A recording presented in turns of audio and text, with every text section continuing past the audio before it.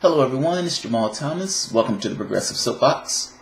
So guys, I've updated my setup to a certain extent. I'm also going to try to add like a split box video or something to make the videos come across a little bit better. I'm trying to improve. So I've come to a decision about Justice Democrats.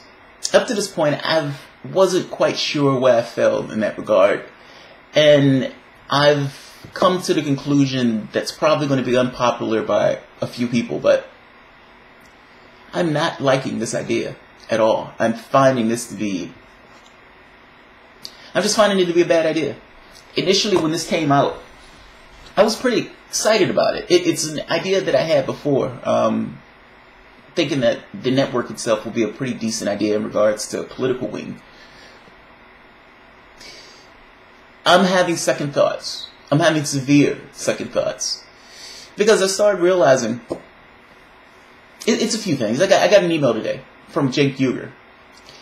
And it made me realize something pretty significant that I thought about before, but that I'm realizing is a pretty big deal that needs to be addressed. You may be against what I'm saying, but engage my argument. Always engage my argument. This channel is not for pussies. Ultimately, when I have conversations or when I have talks about something, I'm going to be ferociously honest about it. I may not necessarily be right. You may disagree with me completely. But the position that I'm taking is based on an honest appraisal. At the very least, how I see fit. Ultimately, regardless of what position I take, I'm going to give you my thinking on it. You can evaluate my thinking. You can evaluate the weight that I'm applying to certain things as I dip through certain topics. As I make certain ideas or as I come to certain conclusions, you can evaluate the weight of those conclusions. What I always ask, right, left, somewhere in between, engage my argument. Engage my argument. I'm making it fairly. I'm making it honestly. I'm not a shill. I'm not just taking a position to take a position. I want solutions. That's all I hear about. Solutions. I don't believe Justice Democrat is a solution. And I think there is... Look, I think the crux of this to me boils down to a simple idea. Why do you think politics is corrupted? It's an honest question. Why do you think politics is corrupted? Politics is corrupted because of the profit motive. They're incentivized to take a particular position. If you're part of the Democratic Party, if you move too far to the left, you're going to lose your corporate donors.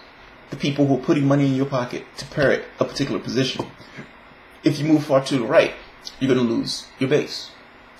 Now, you're put in this, as a corporate establishment Democrat, in this position of having to call yourself a centrist, a moderate. Those terms are ridiculous. Those terms, literally, in practice, just means I am taking a huge amount of money from some kind of interest. And I am turning around and doing that interest favors. Fucking over my base. Now, to the degree that it does not adversely affect my donors, I will make tiny changes around the edges. But ultimately, I am constrained by the Faustian bargain of essentially taking corporate money and doing their bidding. The problem is that corporate money and the bidding and the things that they want works at cross purposes with the Democratic base.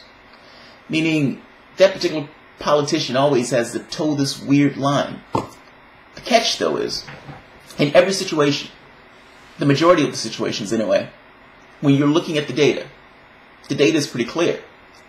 What the public wants has little or no relation to the policies that these guys put forward. You had a Democratic president that gave 95% of the wealth to the top 1%. The money that he got incentivizes him to behave and institute policies that function a particular way. Now, that's just an honest appraisal of our political system. It works on both parties in that way, to some degree. The Republican Party is less beholden to helping anybody. They're not empathetic, so they don't really care about their people. ultimately the people who vote for the Republican Party are voting for other reasons, or Well, look, to be honest, or they're being scammed. The same way that the Democratic Party people are being scammed. If we're going to have that appraisal, that's an honest appraisal. If we're going to look at this situation and say, okay, there's an incentive structure here that's problematic, and that essentially produces the corruption that's in the political process. If you're seeing a similar incentive structure somewhere else, even if you're ideologically aligned to some degree with that particular party, do you ignore it? Or at the very least, do you acknowledge it? The point I'm making to you is, there is an incentive structure in Justice Democrats that is problematic. It is absolutely problematic. So, the Young Turks is a media organization. That particular media organization has, 3-4 million followers in addition to subscribers on their channel. They are paid for the most part, by us, the people who watch them, the people who send the money. Now, they're getting into politics, which means that the politicians themselves are, to some degree, going to collude with the channel, just by virtue of the channel being into politics. If the politician gets into Washington and he does something that screws over their base, will their show be harmed by the negative feedback? The party, or the person who they're putting up, is intimately connected to TYT at this point. Whether that's in fact or whether that's in perspective, the connection exists. The connection is clear. That's honest. That's straightforward. That's a flat fact. Say, for example, that politician does something that's just gross. Let's say he kicks a puppy. Let's say he gets in office and he essentially fucks over the people who put him in that office, their audience. Yes, the audience is probably not going to vote for that guy, but does the audience also take it out on TYT? Do you believe that they've had a strategy meeting where they've had conversations on how do we handle situations where somebody we put up adversely affects our audience? Which means that it's very possible, I would even make the case likely, that their audience is also going to take it out on them because of the connection. If you know that, if you're aware of that, that incentive is pretty clear. That incentive is just as clear as incentive structure in politics that says, I'm going to take this money and do these favors. In this case, it's slightly different. The problem in this case is they have a financial motive to protect their person, because anything that happens to that person directly impacts their business model, the subscriber base, the people who are sending them donations. If the incentive is to protect their particular person because their own brand can be harmed by something that that person does, if a story comes out that's damning to that person, does TYT cover it honestly? What is the incentive structure at that point? Is incentive structure to obfuscate? Is incentive structure to not tell the entire truth? Yeah, it is. Now understand, I'm not saying that's what they would do. I'm making the point that the incentive structure pushes a particular way. What about, how is this media organization going to cover other candidates? So, do you remember when Tom Perez, Nomika Kantz, asked him a question? Now, her question was perfectly fair. Her question was perfectly honest. Tom Perez is a miserable person. So, yeah, she asked him a question that, for the most part, he didn't particularly like. He says something like, your questions aren't making me look good. It was some ridiculous statement like, you're not asking me questions that make me look flattering to my audience. Well, no, just because in general you don't look flattering to your audience. It had nothing to do with Nomika Kant's question. Her question was perfectly fine. But is she incentivized, or is the company incentivized to treat their candidates a particular way while treating other candidates a different way? So if a Green Party candidate was running, Green Party candidate is to the left, are they going to deal with that candidate fairly? And what is the incentive structure for dealing with that particular candidate. Again, don't misunderstand me. I'm not saying they're going to be duplicitous in their actions. I'm making the point that the incentive structure itself pushes in a particular direction. If we're going to look at a politician and we're going to say, well, those politicians have an incentive structure to behave a particular way. They're craven. They're taking money and they're turning around. They're doing favors for the people who are paying them. Fair enough. That is my motto of politics. How do you give them a pass? They're beholden to the same model in that sense. At the very least, they're holding to a version of that model. They can be materially hurt by things that their candidates do in that office. The incentive structure is to protect themselves from being materially hurt. You protect yourself from being materially hurt by essentially making sure that particular candidate doesn't do anything that's crazy. Or that if he does, that particular story is not put out to their audience. That's all I'm saying.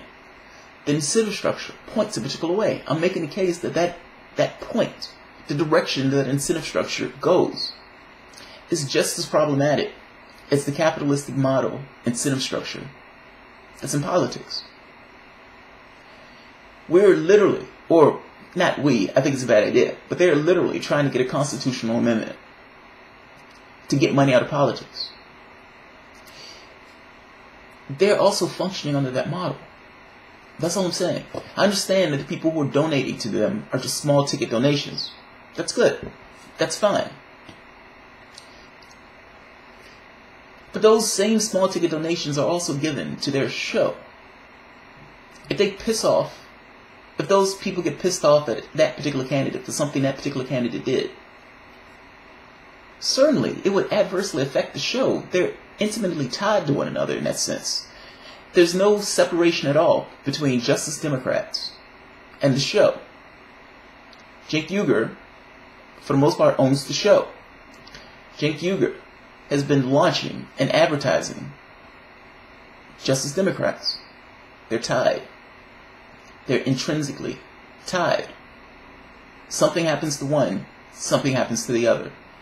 Now look, if positive press happens to one, that's probably also true. If negative press happens to one, that's a problem. That's a problem. What made me realize this?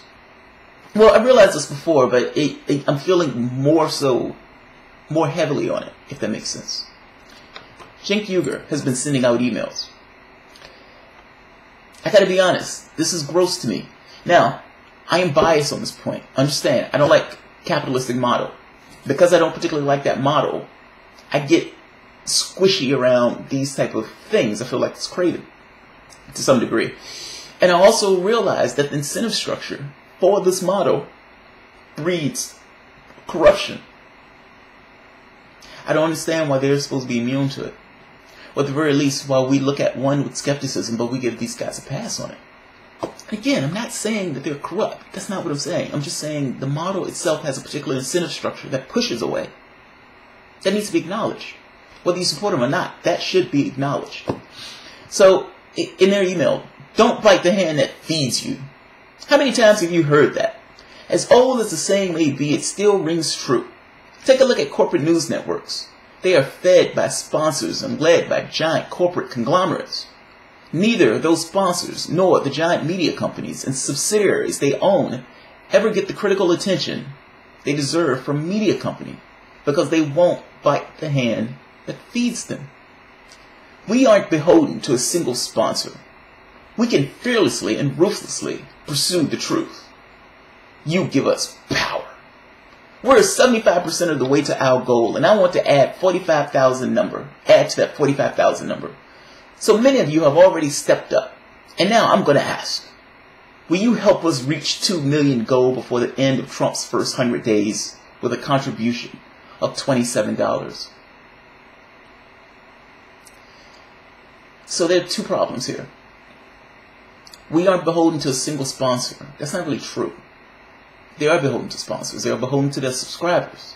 There's not that drastic of a difference between their subscribers and sponsors.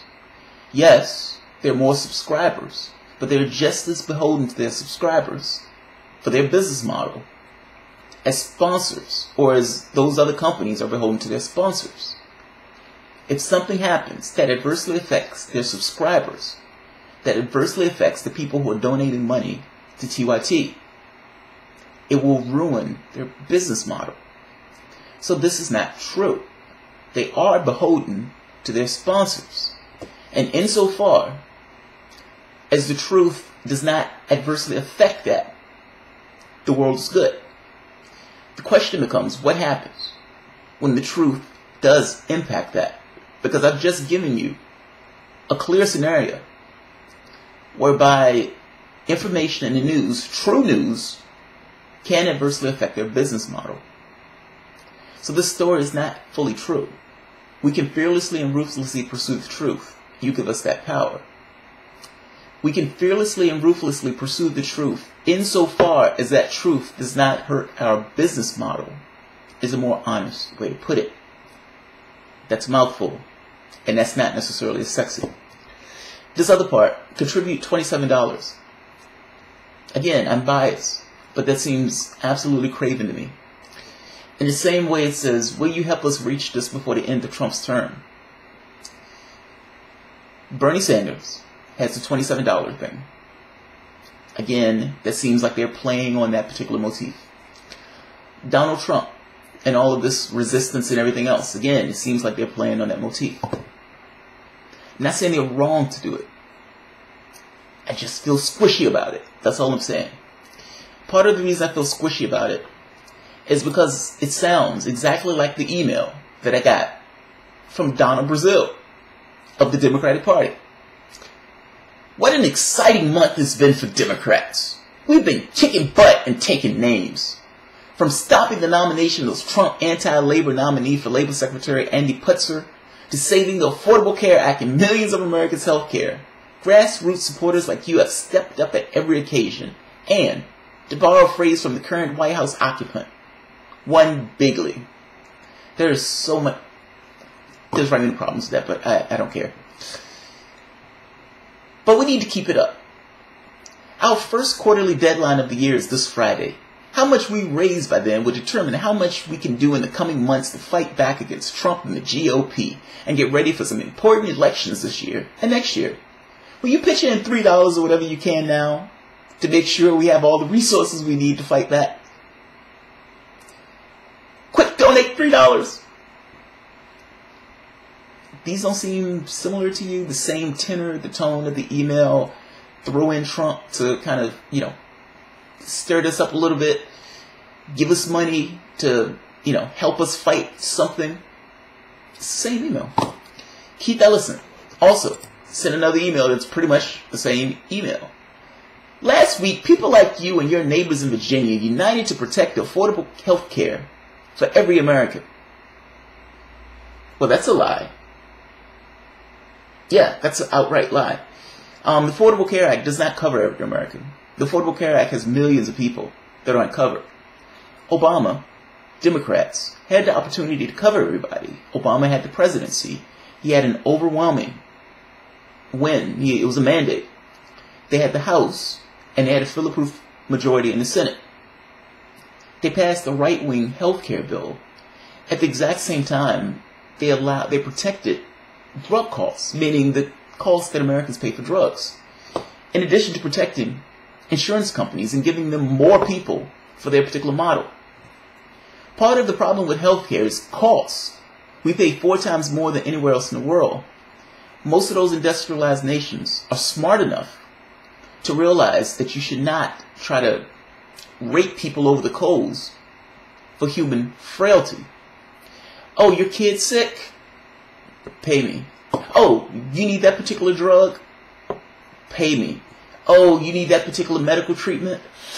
That's kind of expensive. If we give you that, I'm not going to be able to make my $15 million this year. If Obama was really functioning at the behest of the public and not his donors, he would have eliminated those healthcare companies. Those things are leeches. They literally add no value to the system and literally just drive up prices for people to take cash out of it. He would not have protected drug companies. He would have allowed drug companies or the federal government, Medicare, to negotiate with the cost of drugs. If you're not going to lower healthcare costs, then what are you doing?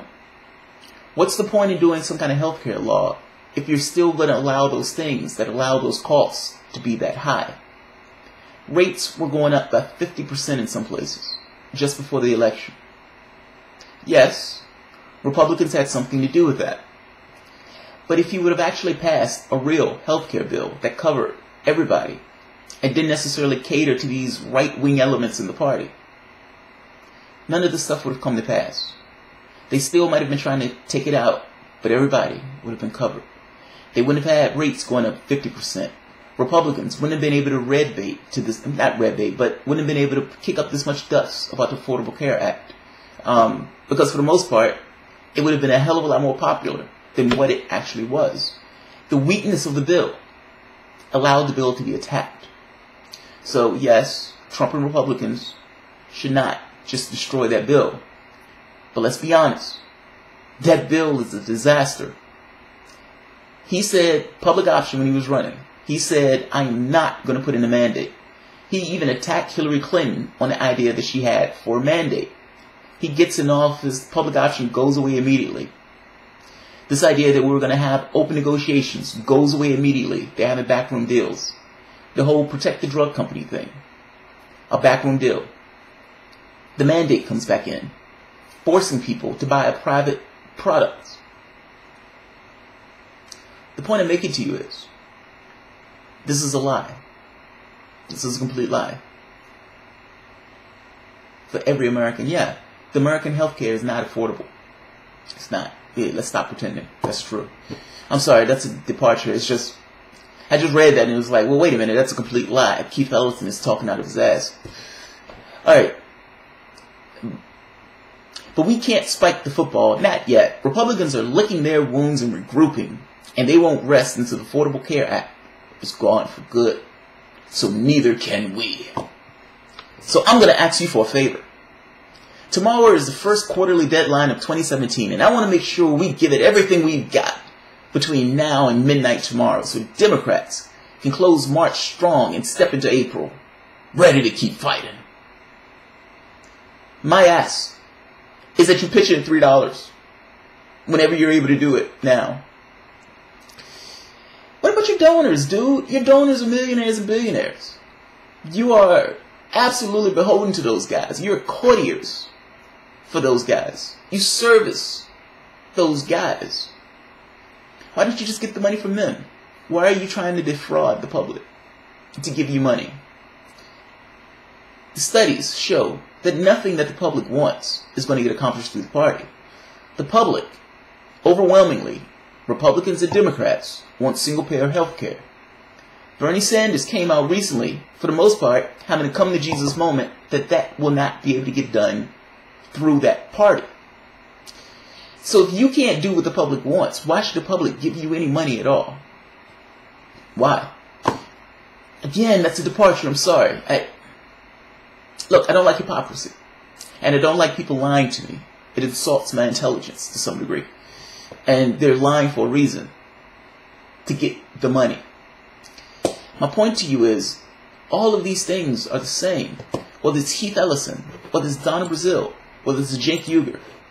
All of these things are the same. It rubs me the wrong way. Because at the end of the day, they're showing me this kind of profit motive right in my face. And clear cut. It's easy to see how the profit motive itself corrupts particular institutions.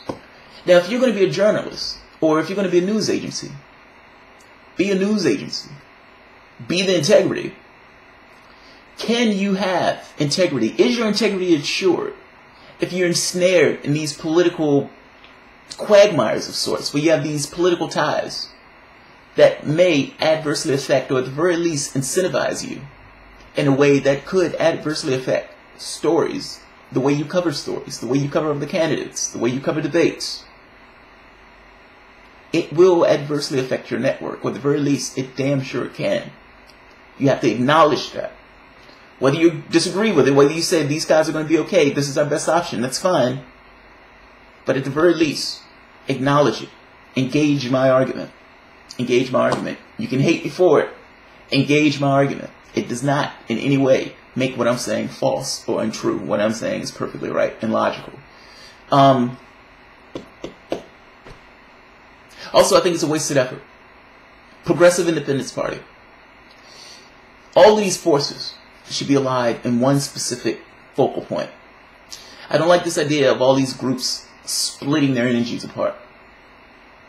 Focus on one very specific thing. With the resources that Justice Democrats has, they could help in the process of getting PIT up and running. If you really want to make a difference, why are you chaining yourself to this party that has certain ideological ideas that literally constrain the things that you yourself, as a progressive, want to accomplish? I saw your platform. That party is not getting any of that stuff through. And ultimately, if Sanders, most popular politician in this country, in spades, if that man that's loved all throughout the country, that's considered honest and earnest, if that man can't get single payer, again, the most popular idea for healthcare, if he can't get that through the Democratic Party, how are all these other objectives going to get through the party? The point I'm making to you is, your strength is to not be beholden to those parties, to indict both of those parties. And you can do that if you're going as a third party. It is a little bit more expensive, fair enough. But there's a strategy to go about it where you can make this successful. And if you were helping, this is kind of my point, if you were assisting that organization, they have a hell of a better chance of getting up and running faster. Because you have one problem. In fact, all of us have one key problem. The Democratic Party is just betting that for the most part they don't have to change anything. That Donald Trump is going to be so gross and so bad that people are going to be terrified and they're just going to run back to the party, not thinking about who they're voting for, full well back into that mode of who they're voting against. Once that person gets in office, if it's some kind of corporate shill, Democrats are going to use the argument of, do you want another Trump? Do you want another Trump? You saw what he did when he was in office. Grow up and sell out. Don't let your values, don't let your pristine values stop you from putting one of our corporate shills in office, because at the very least, that's a lesser evil than a maniac like Trump. They are going to use that argument to devastating effect if they get back in that seat.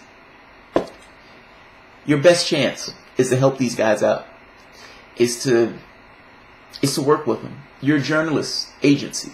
You're a news agency. Why the hell are you running politicians, and why are you getting into the quagmire that runs counter to your original objective of that particular network? Assist. You don't need to do it yourself. Assist. Help them out. They can use your help. All of us can use your help. Not necessarily as you running candidates. I don't like the ethics of that particular situation. But certainly, you have influence. You have experience. And at the very least, you can help these guys get up and running and up to speed. Progressive Independence Party. We need a third party.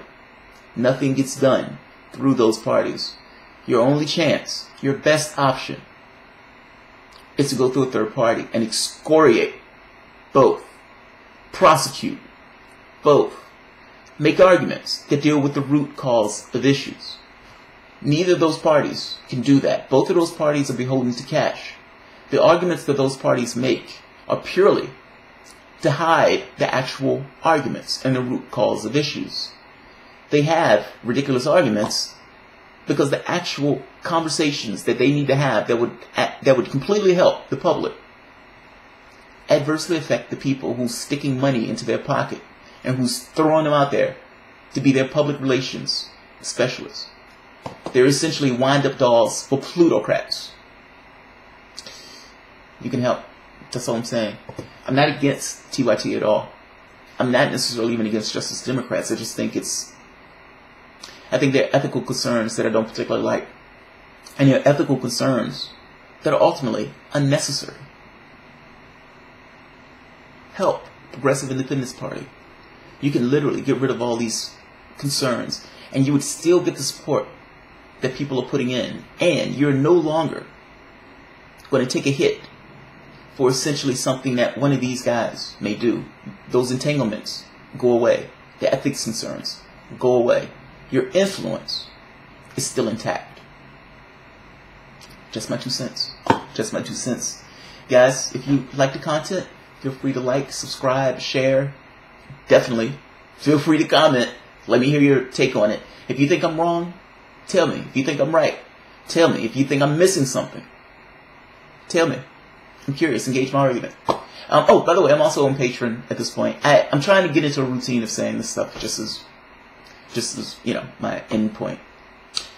All right, guys. Have a good one.